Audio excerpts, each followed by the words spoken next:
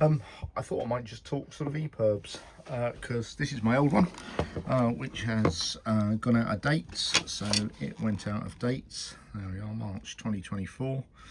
So I carried on with it for a while longer, and yeah, still sort of tests and does everything it does. But I thought I'd get a new one. The new one, so I'm not quite sure the spec of this one, but yeah, probably what, satellite and 120 whatever it is, sort of local search and rescue. So yeah, and so I replaced it with this one. This one sort of took a while to come in stock, and does all sorts of things. So that's 2036. I'm quite pleased with that. It's got manual release. So it's got, as it says there, Smart Find. It's got AIS built in, which I'm not sure about the AIS. I was torn between the AIS facility and the ones that give a message back to tell you that the signal's been received, which I think would be a nice reassurance. But as it was, I decided I thought the AIS might be better for sort of local search and rescue type situation. So that sort of thing. So that was the one I went for. Manual release, because that was a lot cheaper. And yeah, so that's the one I've got. And yeah, hopefully 36, what's that, 10 years away. I might see my sailing out. So what am I going to do with this one? Well, normally I'm a great believer in recycling. I'm a great believer in making things last as long as possible, but I think I am going to do what I've been asked to do, which is to take the battery out and then to take it to my local recycle centre. Why am I doing that?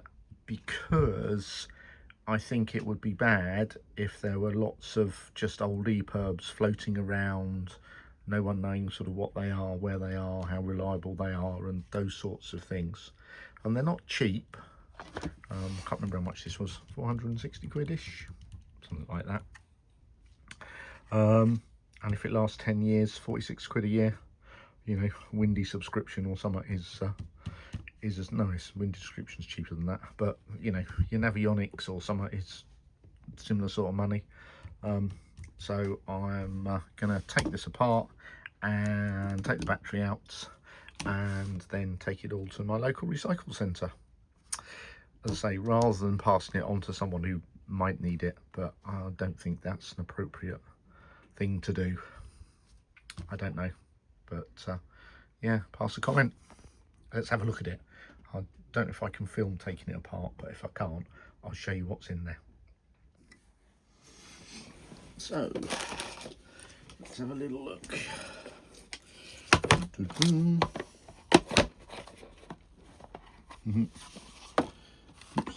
we see? Little special. I think there is just 4 Phillips up there, so let's give those a try.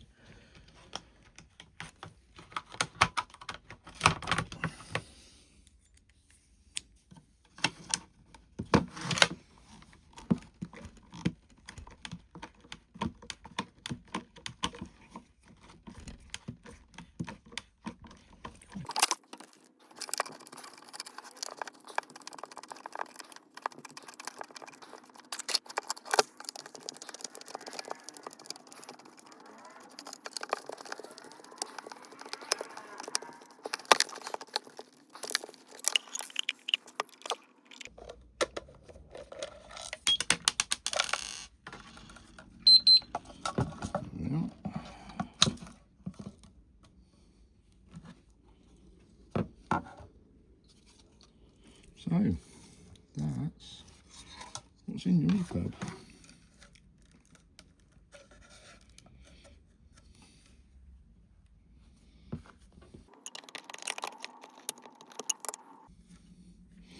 And there's something in there that clips the battery in, but I think we'll stop there.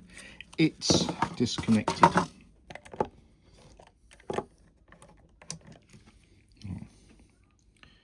there's some screws down in there, but I can't get out those with that. It's not long enough and fine enough. So we'll stop there for the moment. I have no idea why the sound's not working on my little inset, but hey ho.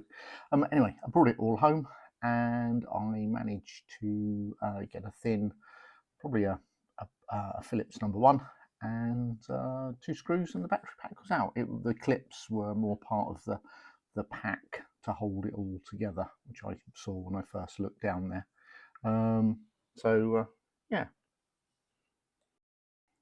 So then, me being me, I wanted to take it apart a bit more. So I was curious what was underneath the shielding. So I thought I'd have a go at taking those off. But rather surprisingly, the little twist tabs that held it in place were actually soldered as well. So I stopped there. I took that as a hint that they weren't meant to come off. So you can see them there. But quite a well-made little circuit board, I think, from what I know about circuit boards, which isn't very much. Quite impressed it's all on one board. Makes you wonder what you're paying your money for. But overall, I thought it was pretty good sort of quality, and I guess have faith that it is a durable thing and will do its job. I still think I'm right in taking it apart and taking it to the recycle centre.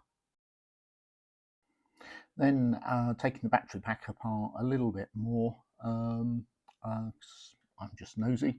I think they're 2/3 AA's, and again, fairly heavy, not lightweight for what they are, quite well made, and made me think, I think a replacement battery was £230 or something. Interestingly, on good old auction website, you could buy these batteries from £23 each to 10 for £15. But when you look at the system of having to weld the little tags on and everything else, I actually think maybe just getting the new battery, not quite the end of the world. So that's my little look at the Epirb. I hope you found that interesting. Be interested in people's comments, whether it should have been recycled or not.